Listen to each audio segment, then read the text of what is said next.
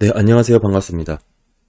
지금 SBB 은행 사태 이후에 빠르게 진정되고 있는 모습이 나타나고 있는데요. 최근 연준의 대차대조표 내용도 한번 살펴보면서 또 어떤 부분을 주목하면 좋을지 한번 들여다보도록 하겠습니다. 먼저 최근 연준의 총 자산은 보시는 것처럼 8조 6,800억 원 규모고요. 네, 그래프를 보시면 가장 많이 피크를 찍었을 때가 9조를 찍었고 9조부터 이제 쭉 빠졌다가 약 6천억 가량 빠졌다가 긴급 지원 대출 프로그램으로 해서 이렇게 급격히 늘어났고 2주 연속으로 지금 총 자산은 줄어들고 있는 모습이 나타나고 있습니다. 결국 연준의 자산 자체 총액이 줄고 있다는 뜻은 연준의 의도대로 긴급하게 유동성이 필요한 은행들은 지원을 해주면서 좀 꾸준히 양적 긴축의 스탠스를 이어가는 모습이 지금 나타나고 있는 것이고요. 2주 연속 이렇게 지속적으로 추세가 꺾이고 있는 모습입니다. 다음은 제가 이제 주목해서 봐야 된다는 이 RP 거래, 레포 거래도 한번 보겠습니다. 400억 달러죠. 그러니까 지금 피마 계정이라고 볼 수 있는 계정만 지금 잡혔고요. 네, 이 부분입니다. 보시면 최근으로 좁혀보면 가장 많이 잡혔을 때가 600억 달러였죠. 기본적으로 피마 계정이 한도 자체가 600억 달러이기 때문에 한도까지 채웠다가 이후에 빠르게 조정이 돼서 600억 이후에 550억, 400억 달러까지 이렇게 줄어든 모습입니다. 그러면 이 피마 레포 기구도 조금 안정세를 잡아가고 있는 모습이죠. 다음 대출 프로그램 한번 살펴보겠습니다. 네, 제할인 창구도 가장 많이 시끄러웠을 때가 지금 1,528억 달러에서 지금은 많이 줄어들었죠. 지금 약 697억 달러 수준으로 축소된 모습이 확인이 됩니다. 제할인 창구는 조금 줄어든 반면 지금 BTFP죠. 새롭게 지금 연준이 지금 프로그램을 하고 있는 대출 지원 프로그램은 꾸준히 증가를 하고 있죠. 아무래도 대출 기간도 1년 단위로 길고 시가평가로 담보를 잡아주는 게 아니고 액면가로 지금 인식을 해준다는 그런 여러 가지 이점이 있기 때문에 역시 빠르게 이렇게 증가를 하고 있고요. 지금 현재는 790억 달러 규모입니다. 다음은 FDIC 예금보험공사에 이제 지원을 해준 자금도 쭉 높아서 그렇게 크게 큰 변동 없이 유지가 되고 있는 모습이고요. 다음 부채 한번 보겠습니다. TGA 재무부의 TGA 계좌 보시게 되면 쭉 이렇게 감소를 하고 있죠. 지속적으로 지금 부채가 좀 줄고 있는 모습이 이제 여기서 이제 보여질 수가 있고요. 마찬가지로 지급준비금입니다. 지급준비금도 은행 파산 이후로 빠르게 늘었다가 그 윗부분에서 이렇게 큰 변동 없이 유지가 되고 있는 모습이죠. 보시면 한 3조 달러 수준에서 저점을 확인을 하고 간혹 2조 9천억 달러 수준까지 떨어지긴 했지만 여기까지가 가장 견딜 수 있는 은행 시스템이 견딜 수 있는 그 안정선이 아닌가 싶은 모습을 보여줬죠. 이후로 다양한 대출 프로그램으로 인해서 이렇게 지급준비금이 좀 높아진 모습, 지금도 이 구간에서 이렇게 큰 변동 없이 유지가 되고 있습니다. 지금 현재 연준의 대차대조표 상으로 놓고 봤을 때는 어느 정도 지금 SBB 사태 이후에 은행 리스크 요인은 빠르고 신속하게 안정되고 있다라고 평가를 할 수 있을 것 같고요. 심지어 우리가 이제 큰 은행이라고 봤던 유럽의 지금 CS도 일주일 안에 빠르게 해결됐지 않습니까? 그러니까 상당히 은행 시스템의 관리에 있어서는 여러모로 당국들의 지원과 정책이 촘촘하게 잘 준비되어 있다라고 볼 수가 있을 것 같습니다. 다음번 지금 FOMC에서는 금리를 25bp죠? 좀 올리는 것으로 선물 거래를 하고 있고, 한 48% 정도는 동결하는 것 쪽으로 이렇게 분위기가 형성되어 있습니다. 이건 언제든지 시시각각 변하는 자료니까 한번 지켜보시면서 대응을 하시면 좋을 것 같고, 다다음번에는 역시 이제 동결이 제일 많죠. 아직은 동결이 제일 많고, 다음에는 그래도 동결이 제일 많네요. 지금 현재는 동결이 제일 많고, 그 다음에는 이렇게 인하하는 식으로 이렇게 지금 선물 거래가 지금 이루어지고 있습니다. 통화수합 관련해서도 좀 살펴보면 지금 유럽중앙은행이 그렇게 많은 금액은 아니지만 꾸준히 지금 거래가 이루어지고 있죠. 보시면 이자율도 5%로 높은 수준임에도 불구하고 그렇게 꾸준하게 지금 수합 거래가 발생을 하고 있습니다. 여전히 은행들의 대출 태도는 상당히 높은 수준을 유지를 하고 있고요. 역사적으로 놓고 봤을 때도 M2 통화량의 지금 역성장은 계속적으로 이어지고 있습니다. 뭐 이렇게 통화량이 준 적이 없었죠.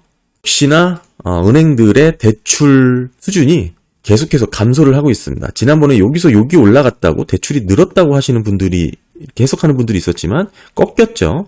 이 추세는 계속적으로 하방으로 떨어질 것으로 보여지고, 은행이 대출을 하지 않는다는 것은 결국 통화량이 준다는 의미입니다. 근데 은행의 대출이 사실상 작년 하분기까지는 꾸준하게 늘어왔다라는 점이 상당히 고무적인 부분이었죠. 상당히 특이했던 부분입니다.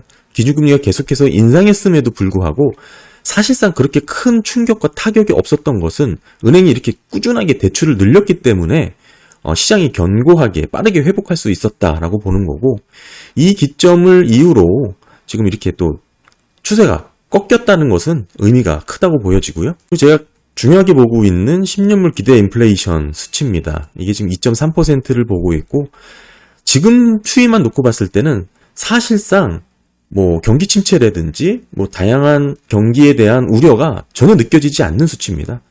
이 뜻은 앞으로 크나큰 충격이 한번 있을 거라는 뜻이죠. 은행의 대출이 꺾이고 있고 통화량이 이렇게 감소한 것 뭐 등등 여러 가지를 놓고 봤을 때는 이게 이대로 평안하게 유지될 수는 없다. 궁극적으로 이게 큰 충격을 받고 조정을 받아야 비로소 완벽한 지금의 흐름이 이해가 되는데요. 여기서 이렇게 끝까지 이 평안하게 지속된다는 것은 저는 가능성이 상당히 낮다고 봅니다. 그래서 지금은 큰 충격에 좀 준비를 해야 되는 시기다라고 계속적으로 말씀을 드리고 있습니다. 네, 쭉 뭐 한번 연준의 대체대조표를 살펴봤지만 역시나 1주인가 2주 전에 있었던 SVB 사태가 신속하고 빠르게 처리가 됐습니다. 특히 CS라고 할 수 있는 글로벌 스탠다드 뱅크, 글로벌로 아주 중요한 은행들조차 그들의 파산조차도 어떻게 보면은 이례적으로 빠르게 해결을 해버렸습니다.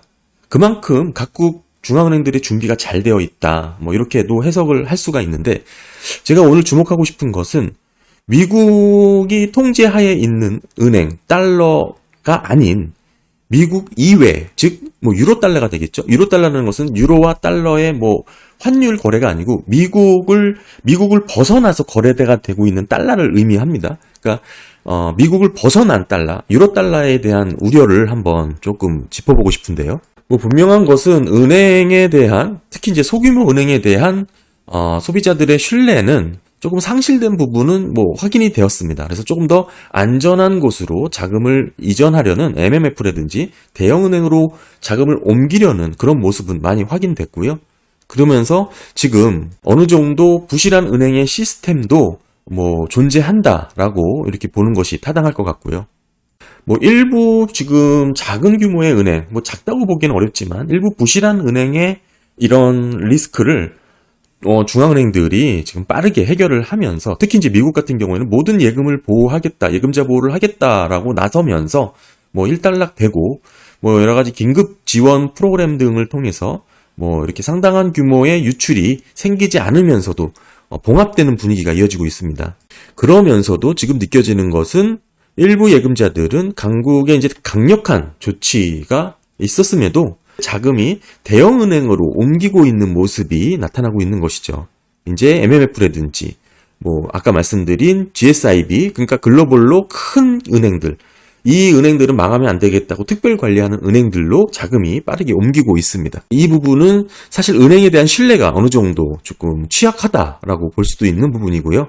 미국 정부의 이렇게 보호 아래에 있는 달러가 아닌 유로 달러라고 볼 수 있는 해외 글로벌로 퍼져 있는 미국 이외의 달러는 사실상 지금 이런 보호 시스템이 적용되고 있지 않죠. 그 규모를 놓고 봤을 때는 오히려 미국 이외의 지역에서 유통되는 달러가 훨씬 더 큽니다.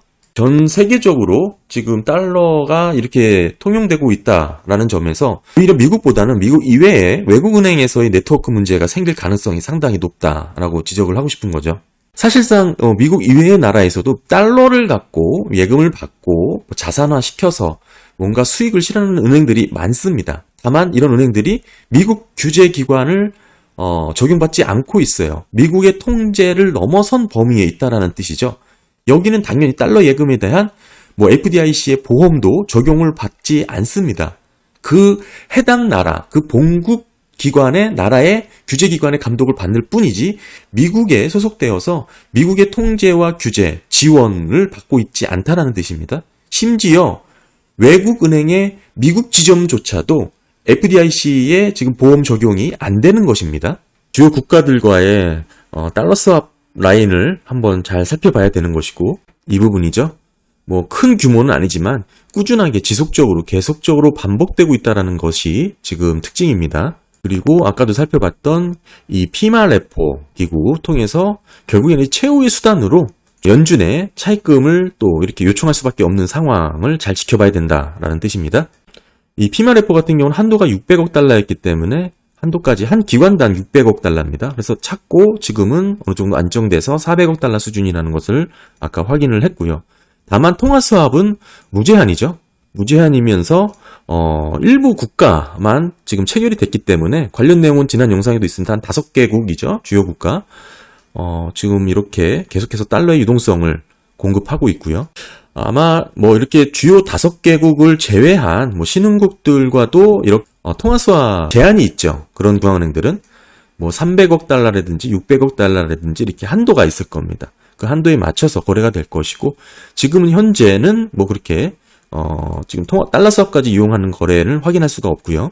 근데 이 피마 레포의 경우에는 어디서 빌려갔는지 지금 확인할 수가 없어요. 지금 달러 수합 같은 경우에는 지금 투명하게 공개가 되는데, 이 피마 기구를 통해서 자금을 이렇게 조달한 경우에는 지금 철저하게 기밀로 유지가 되고 있어서 이게 뭐 2년 뒤인가요? 그렇게 공개를 한다고 하죠. 그래서 지금 어디서 어떤 뭐 우려가 있는지를 뭐 사전에 확인하기가 상당히 좀 어렵고, 궁극적으로는 뭐 크레딧 스위스 이후에 봉합되는 분위기가 있지만 유럽은행들에 대한, 특히 이제 도이체방크에 대한 부분도 뭐 대수롭지 않게 여기는 분들도 많음에도 불구하고 그 신뢰성에 있어서는 다소간 뭐 흔들리는 모습은 분명해 보이긴 합니다. 뭐 이렇게 미국 여괴에서 달러를 통용하면서 자금을 운영하는 예금자들의 특징을 보게 되면 뭐 기관이라든지 기업 계좌일 가능성이 높죠. 이렇게 보면 위험 회피의 가능성이 상당히 빠를 수 있기 때문에 미국 지역 은행 이외에 달러의 예금자들이 사실상 상당히 뱅크런이라든지 뭐 리스크 요인을 빠르게 느낄 수 있다라는 뜻이 될 것 같고요. 즉 다른 말로는 은행이 안전하다라는 말은 미국 내에 있는 은행이 안전하다라는 말로 달리 해석할 수가 있다라는 뜻이 될 것 같고요. 근데 문제는 미국 이외에 문제가 생길 경우 연준이 개입할 수 없다라는 것을 좀 지적을 해야 될 것 같아요. 그때는 연준이 뭐 달러를 무한대로 찍어내서 해결할 수 있는 부분도 아니고, 뭐 피마 거래라든지 달러 스왑 거래로 이렇게 뭐 없는 제한적인 조건이 있기 때문에 관심을 갖고 좀 지켜봐야 되지 않을까, 뭐 그런 생각을 갖고 있습니다. 네, 오늘은 뭐 최근 연준의 대차 대조표를 살펴보면서 은행의 파산 이후에 신속하게 마무리되는 모습을 확인을 했고, 뭐 시장이 안정적으로 흘러가는 것처럼 보이지만 사실상 뭐 유로달러라든지 미국 지역 이외의 은행에 대한 신뢰에 대한 리스크 요인은 오히려 더 증가하고 있는 그런 모습으로 이어질 수 있다. 그런 리스크 요인은 연준과 미국 규제 당국이 보호할 수 없는 그런 범위가 넘어선 지역적인 한계가 있기 때문에 오히려 지금 외국 지역에서의 지금 달러 수요가 급격하게 지금 늘어날 수가 있을 것 같고요. 그러면 엄청난 양의 또 달러 준비금을 또 필요로 하겠죠. 궁극적으로 달러 스왑 라인을 뭐 지속적으로 늘어나는지, 피마 레포 거래가 두드러지게 또 증가하는지가 주요 키가 될 것 같고요. 지금은 어느 정도 안정적으로 조정이 되었지만 무제한에 가까운 달러 스왑을 체결을 했기 때문에 달러 수요에 대한 압박을 진정하는 데는 큰 영향을 줄 것으로 보여집니다. 다만 그 외의 국가는 궁극적으로는 300억 달러, 600억 달러로 제한되는 달러 스왑 라인 체결이 협상 과정에서 좀 어떻게 영향을 받을지는 좀 지켜봐야 될 것 같고요. 연준이 쉽게 해결할 수 없는 범위와 보호 규제 밖에 있다는 것을 좀 주목을 해야 될 것 같습니다. 감사합니다.